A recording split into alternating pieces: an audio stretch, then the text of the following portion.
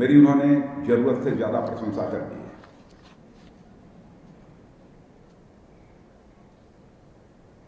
लेकिन मैं मानता हूं कि जो कुछ भी किया है उन्होंने वह अत्यधिक स्नेहवश किया है, आदरवश किया है। लेकिन मैं बच्चों को कहना चाहूंगा, अपनी जिंदगी में यह याद रखना, शाब्दिक अलंकरणों से अलंकृत होकर कोई भी व्यक्ति अपने जीवन में विभूषित नहीं हो सकता है।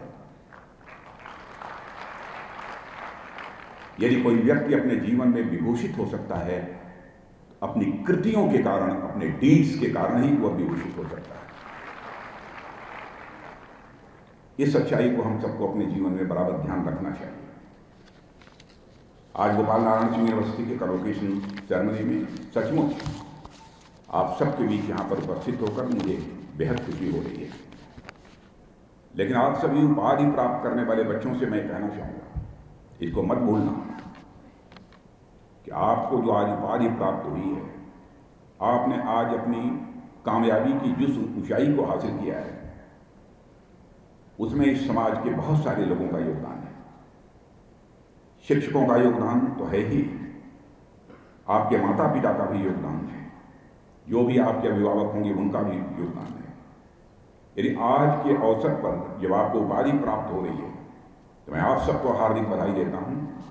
तो आपके सभी गुरुजन, उनको भी हार्दिक बधाई देता हूं। आपके माता पिता को भी मैं आज के अवसर पर हार्दिक बधाई देता हूं। मुझे सामान्यतः मैं चलने लगा तो एक प्रिपेयर्ड स्पीच मुझे दी गई थी। मैं बैठे बैठे सोच रहा था, प्रिपेयर्ड स्पीच यदि मैं दूंगा तो लड़के बैठे बैठे उग जाएंगे। बहुत सारे ऐसे स्पीच के कंटेंट्स हैं, ये मैं देख रहा था तो मैं स्वयं ही उस स्पीच के कंटेंट से बहुत संतुष्ट नहीं था। इसलिए जब मैं प्लेन में आ रहा था तो वहीं पर 2 पेपर निकालकर मैंने कुछ पॉइंट्स नोट किए और मैंने कहा बच्चों के बीच जाकर यही बातें मैं रखूंगा। और मैं अपने बच्चों से यह भी कहना चाहूंगा कि आपको योग्यता की इस सीमा तक पहुंचाने में जो आपका शिक्षकों का योगदान रहा है, उसे कभी भूलना मत। और यह बात मैं इसलिए कह रहा हूं कि मैं भी इसे अपने जिंदगी में भूला नहीं हूं। मुझे याद है घटना कि जब मैं उत्तर प्रदेश का शिक्षा मंत्री था, तो शपथ लेने के बाद मैं गाड़ियों का काफिला, जानते हैं ये कोई मंत्री बन जाता है 100-150 गाड़ियों का काफिला चलता है, मैं अपने घर जा रहा था। एक मौलवी साहब थे। मौलवी साहब मुझे प्राइमरी स्कूल में पढ़ाया करते थे और साथ ही साथ पीटी कराते थे, पीटी फिजिकल ट्रेनिंग देते थे। और कहीं भी गड़बड़ होता था तो बच्चों को उनके पैर में एक पतली स्टिक हुआ करती थी, उस स्टिक से वो मारते थे। मौलवी साहब से हम लोग बहुत डरते थे।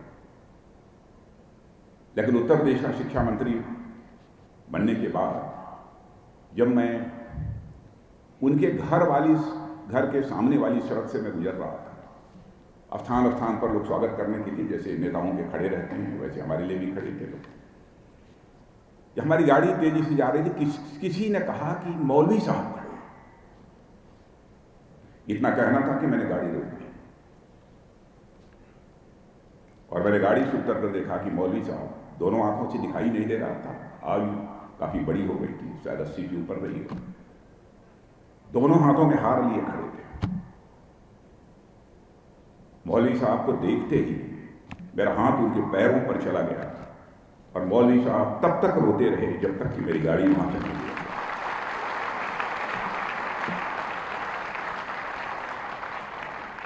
वैसे ही उत्तर प्रदेश का मुख्यमंत्री रहते हुए भी उनके बच्चे कुछ छोटी मोटी नौकरी करते थे, वो मिलने के लिए आए। तो मैंने अपने अधिकारियों से कहा, ये कहीं शेयर थी जहां पर मैं लगभग लोगों से मिल रहा था, तो मैंने कहा बैठा हो, शेयर नहीं थी, शेयर लाने के लिए कोई क्या। मैंने कहा तब तक मेरी ही शेयर पर मेरे मौलवी साहब को बैठा था। कभी कभी लोग कहते हैं कि शिक्षक में जो गुण होने चाहिए, इनमें यह गुण नहीं है, यह गुण नहीं है, यह अवगुण है, अवगुण है। बच्चों, जिस शिक्षक ने हमको शिक्षा दी है, ज्ञान दिया है, उसके अवगुण हमें नहीं देखने चाहिए, बराबर उसके अंदर उसके गुणों की तरफ भी हमारी नजर जाना चाहिए। यह मैं आप सबसे अपील करना चाहूँगा। आज यह दीक्षांत समारोह है। आप लोग इस हकीकत को समझना कि यह शिक्षांत समारोह नहीं है। इस विश्वविद्यालय से निकलने के बाद भी दूसरी शिक्षण संस्था हो सकती है जहां की आप शिक्षा प्राप्त करेंगे, लेकिन इस शिक्षण संस्था के परिसर में रहते हुए जो भी आपने दीक्षा प्राप्त की है अपने गुरुजनों के माध्यम से, यहां काम करने वाले जो अन्य कर्मी हैं उनके व्यवहार के कारण जो कुछ भी सीखा है, जो भी संस्कार आपने प्राप्त किया, जो भी दीक्षा आपने हासिल की है, इस परिसर में उसका दीक्षांत है। शिक्षांत समारोह नहीं है। शिक्षा तो यह निरंतर चलती रहेगी।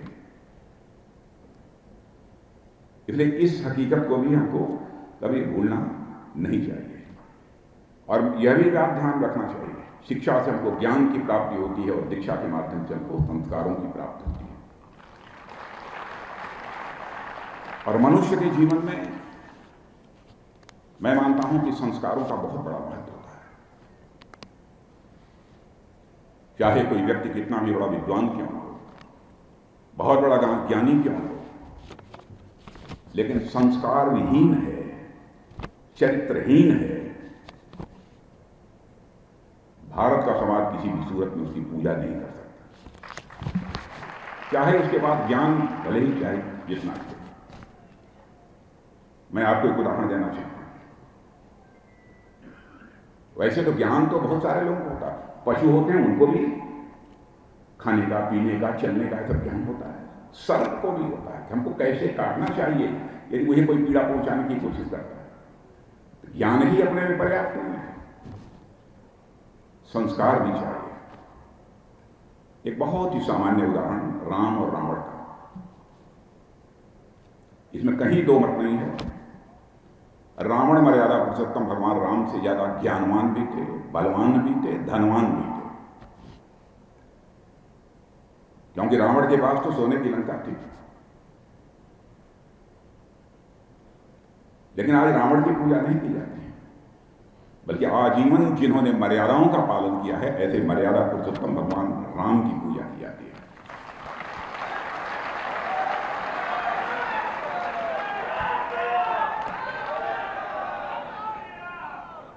और बच्चों मैं यह भी कहूंगा, पढ़ाई लिखाई कर लेने के बाद अपने गांव जाना तो यह मत समझना कि आप बहुत बड़े शेर बन गए हो, बहुत बड़े अधिकारी बन गए, बहुत कुछ आपने जीवन में हासिल कर लिया है।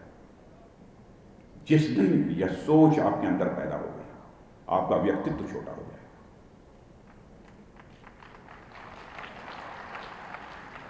जैसे अहंकार के ह के ऊपर लगा हुआ पॉइंट किसी भी नंबर के पहले लगा दीजिए, वह पॉइंट 1 के पहले वह पॉइंट लगा दीजिए तो 1 की वैल्यू 1 नहीं रह जाती है, बल्कि 1 की वैल्यू 1/10 हो जाती है। अहंकार, ये मैं समझता हूं कि इससे बड़ी घातक चीज और मनुष्य की जिंदगी में दूसरी और कुछ नहीं हो सकती। सार्वजनिक जीवन में रहते हुए भी मैंने प्रयत्न किया है इसी रूप में जीने का। कहां तक मैं जी पाया हूं यह मैं नहीं कह सकता हूं, इसका मूल्यांकन मैं नहीं कर सकता, लेकिन कोशिश किया है। क्योंकि जो संस्कार युक्त होता है वही बहादुर होता है, जो संस्कारहीन होता है वह कायर होता है।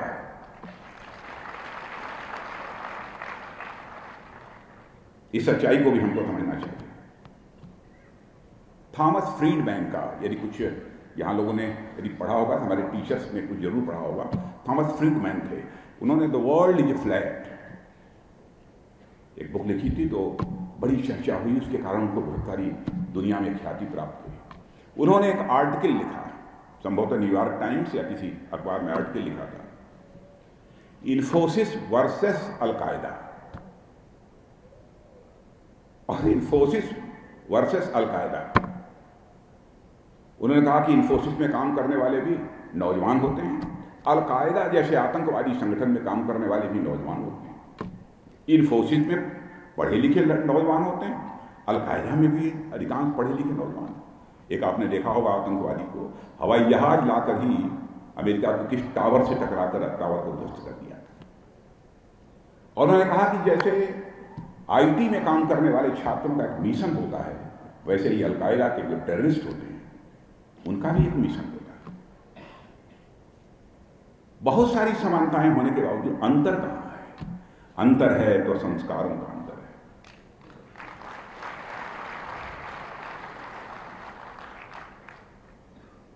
ये दीक्षांत समारोह के अवसर पर इसलिए जानबूझकर मैंने ये सब बातें आपके सामने रखी हैं। और शायद कभी आपने सुना होगा कि स्वामी विवेकानंद दुनिया के किसी देश में, शायद जहां तक मेरी जानकारी है, मैं भूल नहीं रहा हूं क्योंकि बहुत पहले मैंने 40 साल पहले पढ़ा था, 45 साल पहले कहीं, शायद अमेरिका गए थे धर्म शताब्दी में। अब 40-45 साल में था, बहुत पहले, सॉरी, धर्म सभा को संबोधित करने के लिए बहुत सारे लोग विश्व से बुलाए गए थे। विश्व धर्म सम्मेलन था। शिकागो के बारे में तो सब लोग जानते हैं, लेकिन वो कहीं दूसरे स्थान पर था। तो वो जैसा स्वामी विवेकानंद जो वस्त्र पहनते थे, गेरुआ वस्त्र धारण किए हुए, और जैसे साफा आप लोगों ने पहन रखी है गेरुआ, वैसा ही गेरुए रंग का उनका साफा भी था। कोई फॉरेनर थे, सूटेड बूटेड, सेंटेड पेंटेड। तो उन्होंने इस वेश में जब स्वामी विवेकानंद को उस धर्म सभा में देखा तो थोड़ा सा व्यंग्यात्मक मुस्कान उनके चेहरे पर थे। स्वामी विवेकानंद समझ गए कि यह देखकर मुझे मुस्कुरा रहे हैं। तो जब स्वामी विवेकानंद की बोलने की बारी आई है तो अपना भाषण देते हुए बीच में ही उन्होंने कहा, उनकी तरफ इंगित करते हुए, इन योर कंट्री, नहीं, ये उन्होंने कहा था पहले उस सज्जन ने, भाई इतने ढीले ढाले वस्त्र पहनकर आए हैं, अच्छा रहा था होता कि कुछ एक ऐसे ड्रेस पहन लिया होता आपने कि जेंटलमैन की तरह दिखाई देते आप। यह बात उन्होंने स्वामी विवेकानंद से उस फॉरेनर डिग्निटरी जो थे यह कहा था। तो बोलने के लिए खड़े हुए स्वामी विवेकानंद, तो उन्होंने कहा कि in your country tailor makes the man, but in our country character makes the man.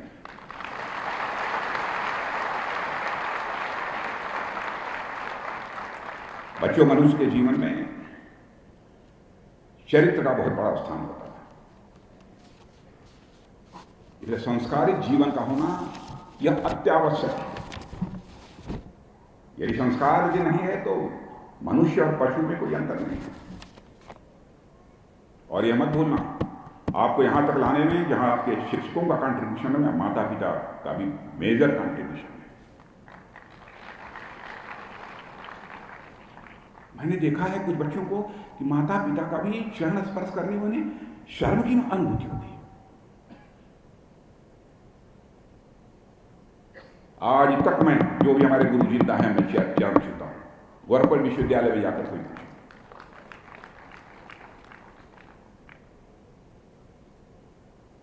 समझ नहीं आता।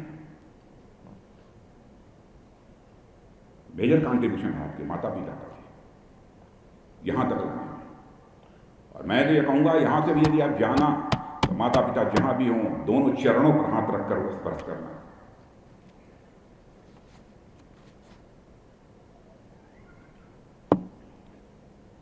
और एक बात और मैं कहना चाहूंगा, कभी कभी व्यक्ति के अंदर ऐसा अहंकार पैदा हो जाता है कि वो सोचता है कि मैं तो अब सब कुछ हूं,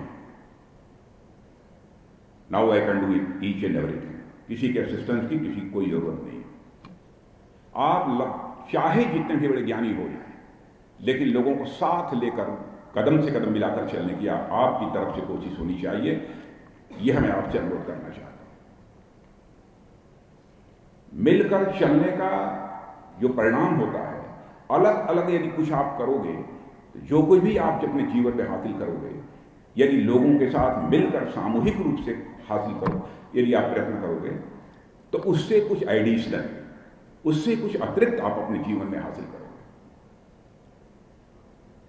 मैं तो उदाहरण देता हूं, और आपने शायद सुना भी हो कभी, मिस्टर ए ने यह फैसला किया कि मैं अपनी तरफ भरपूर कोशिश करूंगा, किसी से कोई लेना देना नहीं है, उन्होंने प्रयत्न किया, ए से ए स्क्वायर हो गए, ए से ए क्यूब हो गए, ए से रेज टू द पावर 4 हो गए, रेज टू द पावर 5 हो गए, और मिस्टर बी ने भी कोशिश की, बी स्क्वायर हो गए, बी क्यूब हो गए, b raise to the power 4 हो गए, b raise to the power 5 हो गए। बाद में किसी ने उनको बताया, हमारे ही जैसा कोई गया होगा, कहा भाई तो आप सबको मिलकर रहना चाहिए। वो मिल गए तो हुआ क्या, ए स्क्वायर प्लस बी स्क्वायर। लेकिन पहले से ही यदि मिलकर काम किया होता तो A plus B whole square is equal to A square plus B square plus 2ab, उनको 2ab एडिशनल प्राप्ति हुई। यह एडिशनल अचीवमेंट उनकी लाइफ में हुआ होता। यदि दो लोग मिलकर काम करते हैं, उनकी इंडिविजुअल एनर्जी उससे जो पैदा होती है, उससे जो दो लोगों के मिल के काम करने के कारण जो एनर्जी पैदा होती है, वो एक्स्ट्रा एनर्जी होती है, और जिसे हम सिनर्जी कहते हैं। लोगों को साथ लेकर चलने की भी हमको कला आनी चाहिए। यह मैं अपने बच्चों से मैं अनुरोध करना चाहूंगा। और साथ ही मैं यह भी कहना चाहूंगा, जिंदगी में छोटे मन से काम मत करना।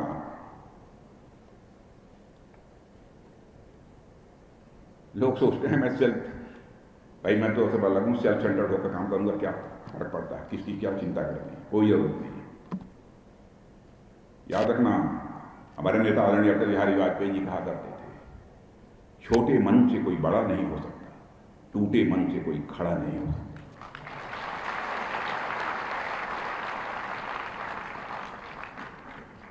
और इस बात को आजीवन याद रखना। आप में से जो मैथमेटिक्स के स्टूडेंट्स होंगे, उनको मैं एक फार्मूले के द्वारा इसे समझाना चाहूंगा।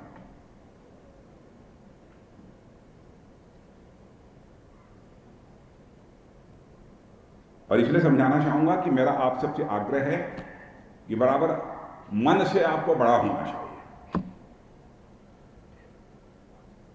छोटे मन का व्यक्ति जीवन में सम्मान हासिल नहीं कर सकता है और समाज को कंट्रीब्यूट भी नहीं कर सकता है, योगदान भी नहीं दे सकता है।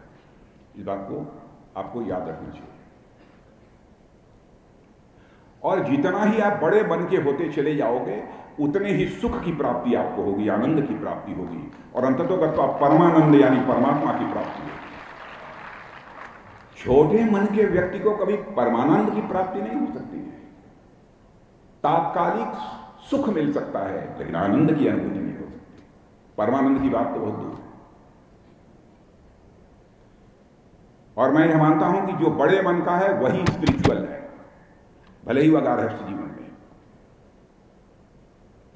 छोटे मन का व्यक्ति कभी स्पिरिचुअल नहीं हो सकता, आध्यात्मिक नहीं हो सकता है। यदि इसे मैथमेटिकल इक्वेशन में समझाना हो, मैथमेटिक्स के स्टूडेंट्स हैं यहां ना, मैथमेटिक्स तो हाई स्कूल तक तो पढ़ी होगी। हाथ उठाइए, कितने लोगों ने पढ़ी है हाई स्कूल? वाह, वंडरफुल, तब तो सब समझ जाएंगे। जैसे मैंने कहा कि जितना ही मन बड़ा करते चले जाओगे, उसी रेशियो में सुख आनंद की अनुभूति बढ़ती चली जाएगी। थोड़ी देर के लिए मान लीजिए कि आपका मन एक सर्किल है, एक वृत्त है, और मैं कह रहा हूं कि सर्किल का सर्कमफेरेंस बढ़ाते चले जाओ और उसी अनुपात में तुमको सुख और आनंद की मात्रा बढ़ती चली जाएगी। और मैथमेटिकल इक्वेशन में कहना हो तो मैं इसे यूं कह सकता हूं कि सर्कमफेरेंस ऑफ मन is directly proportional to the magnitude of सुख।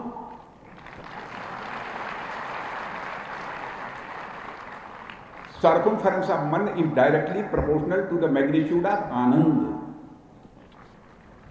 Circumference of man is directly proportional to the magnitude of परमानंद। परमानंद की कोई काम मैग्नीट्यूड नहीं होता है, फिर भी इसलिए बराबर जिंदगी में बड़े मन के साथ काम करना चाहिए। लोग कहते हैं धर्म की बात नहीं करनी चाहिए,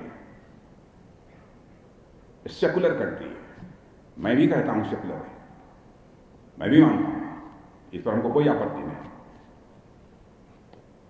लेकिन मंदिर में जाकर पूजा करना और मस्जिद में जाकर इबादत करना और गिरजाघर में जाकर सजदा करना, यह धर्म नहीं है। यह पूजा पद्धतियां हैं। धर्म तो हमारे यहां कहा गया है दायित्व चेतना है, कर्तव्य चेतना है। हम अपने पिता के साथ प्रति जो हमको व्यवहार करना चाहिए करते हैं, अपने शिक्षकों के प्रति जो व्यवहार करना चाहिए वो करते हैं। यही हमारा धर्म है, यही हमारी दायित्व चेतना है, यही कर्तव्य चेतना है। और धर्म को यदि मुझे परिभाषित करना हो तो मैं इस रूप में परिभाषित करना चाहूंगा कि इस अखिल ब्रह्मांड का जड़ अथवा चेतन, इस जड़ अथवा चेतन के अस्तित्व की सुरक्षा जिस विधि विधान और नियम परिनियम के द्वारा होती है, उसी विधि विधान नियम परिनियम को ही हम धर्म कहते हैं। इस अखिल ब्रह्मांड के जड़ अथवा चेतन की अस्तित्व की सुरक्षा के साथ साथ उसके परिपालन की गारंटी जो विधि विधान नियम परिनियम देते हैं, उसे ही हम धर्म कहते हैं। और इसी अखिल ब्रह्मांड के जड़ अथवा चेतन की अस्तित्व की सुरक्षा, परिपालन की गारंटी और विकास और संवर्धन की गारंटी जो विधि विधान नियम पर नियम देते हैं, उसे ही हम धर्म कहते हैं। यह धर्म की हमारे यहां मान्यता है, यह हमारे यहां धर्म की मान्यता है। इसीलिए तो हमारे ऋषि और मनीषियों ने कहा यह पिंडे तद ब्रह्मांडे, जो पिंड में है वही ब्रह्मांड में है, जो जड़ में है वही चेतन में है, जो सूक्ष्म में है वही विवर्त में है, जो छोटे में है वही बड़े में है, जो मेरे में है वही तेरे में है। दुनिया में सर्प को दूध कहीं नहीं पिलाया जाता है। ऋषियों ने हमारे यहां जो कुछ भी कहा है कि यद पिंडे तद ब्रह्मांडे, इसलिए हमारे लोग नाग पंचमी के दिन उस काले नाग को भी, जिसके काट लेने के बाद मरने की पक्की गारंटी रहती है, उसको भी गाय का वह भी शुद्ध दूध पिलाकर उसके भी दीर्घजीवी होने की कामना करते हैं। यह है हमारा भारत।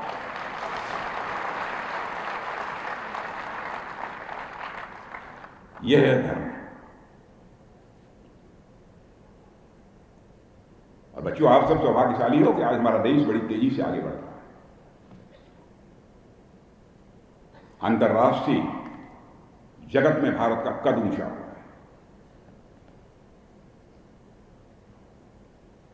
देश की अर्थव्यवस्था की दृष्टि से भी देखें,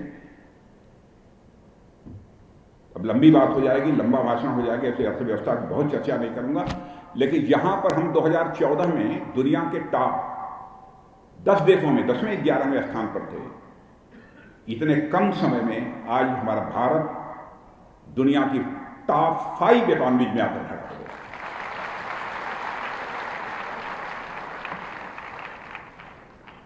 आप जैसे लोगों का ही कंट्रीब्यूशन है।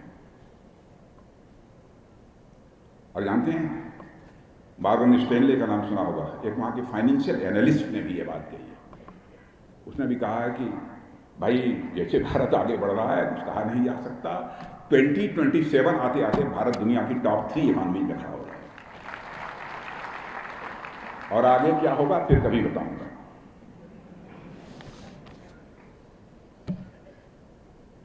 और इसमें मेजर कंट्रीब्यूशन हमारे नौजवानों का है। रिसर्च एंड डेवलपमेंट लंबा विषय होगा, इसलिए उसको नहीं जाना चाहता, लेकिन बच्चों अपने विषय को शार्ट करते हुए, यहीं पर कट करते हुए एक श्लोक आपके सामने में रखना चाहूंगा। अमंत्रम अक्षर नास्ति, नास्ति मूलम नौषधम, अयोग्य पुरुष नास्ति, योजकस्तत्र दुर्लभ। ऐसा कोई अक्षर नहीं है जो अपने आप में एक मंत्र न हो, ऐसा कोई पेड़ पौधा नहीं है जिसकी औषधि न बनाई जा सके। इसी प्रकार इस धरती पर ऐसा कोई व्यक्ति नहीं जो अयोग्य हो, यानी हर व्यक्ति में कोई न कोई गुण है जिसे यथास्थान प्रयोग में लाया जा सकता है। यह भाव भी हमारे मन के अंदर सदैव रहना चाहिए। यानी सृष्टि की समस्त वस्तुओं के अंदर कोई न कोई गुण होता है। जरूरत है तो कुशल योजक की, कुशल योजक माने स्किल्ड एग्रीगेटर की, जो शिल्पी की, जो उसके गुणों को पहचाने, परख सके और समझ सके। आप ये कहेंगे साहब इस बात को बतलाने की क्या जरूरत है, हम समझते हैं, आप समझते हैं, लेकिन एक उदाहरण मैं देना चाहता हूं। आप जैसे ही नौजवान आज के 7-8 वर्ष पहले स्टार्टअप्स में लगे हुए हैं, जिनकी अन्वेषणात्मक क्षमता है, जो रिसर्च करते हैं, ऐसे स्टार्टअप की संख्या भारत में 400-500 थी। आज जानते हैं मोर देन 95,000 स्टार्टअप्स आप जैसे नौजवान नई नई टेक्नोलॉजी याद कर रहे हैं, नई नई तकनीक दे रहे हैं। और भारत की साख न्यू टेक्नोलॉजीज के कारण भारत सारी दुनिया में बढ़ रही है।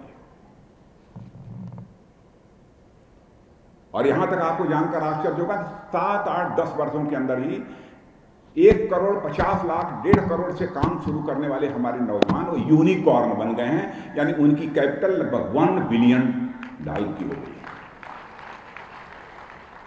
इसलिए मैं आपसे कह रहा हूं, हर चीज में गुण देखो, उसका उपयोग कैसे किया जा सकता है, उपयोग करने की कोशिश करो। बच्चों, आज के अवसर पर कुछ जरूरत से ज्यादा मैंने कह दिया, ये सही है ना? इसलिए इस अवसर पर ज्यादा कुछ न कहते हुए मैं आप सभी को बधाई देता हूं। और जैसा कि आप सभी जानते हैं कि हमारा देश इस समय अमृतकाल के दौर से गुजर रहा है, और हमें यह संकल्प लेकर जाना है कि अमृतकाल समाप्त होते ही होते, यानी आजादी के 100 वर्ष पूरा होते होते 2047 आते आते हम भारत को दुनिया की डेवलप्ड कंट्रीज के रूप में लाकर खड़ा कर देंगे, विकसित राष्ट्र के रूप में लाकर खड़ा कर देंगे। यह संकल्प लेकर हम सबको जाना है। और मैं तो कुछ ऐसी आर्टिकल्स भी आपको बतला सकता हूं कि लोग अब विदेशों में रहने वाले जो फॉरेनर्स हमें कहते हैं कि भाई इंडिया अब नहीं है, अब इंडिया मत कहो, उसे भारत कहो, भारत कहो। यानी अपने कल्चरल वैल्यूज के प्रति भारत के पॉलिटिशियंस का, भारतवासियों का डेडिकेशन, समर्पण कितना बढ़ता है। अब बात लंबी हो जाएगी, इसलिए ज्यादा नहीं कहूंगा। इसलिए आज के इस अवसर पर इससे ज्यादा न कहते हुए, जिन शिक्षकों ने आपको शिक्षा दी है, आपको ज्ञान दिया है, आपको संस्कार दिया है, उनके प्रति मैं आभार व्यक्त करता हूं। मैं शीश झुकाकर उनका अभिनंदन करता हूं।